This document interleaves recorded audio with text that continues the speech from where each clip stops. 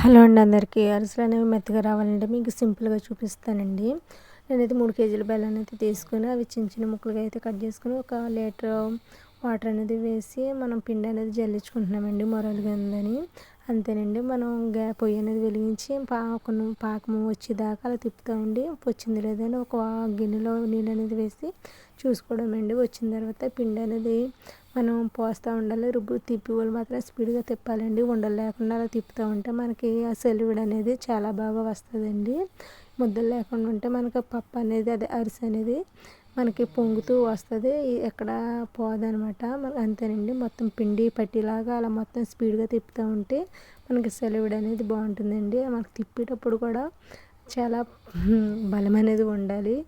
బక్కగా ఉన్న వాళ్ళైతే తిప్పలేరు. అంతేనండి. అంత స్పీడ్గా తిప్పితేనే కానీ మనకి రాదు. వచ్చింది లేదని కొంచెం చేతిలో వేసి చూసుకుంటే సరిపోతుంది. అంతేనండి. సెలివిడి రెడీ అయిపోయింది.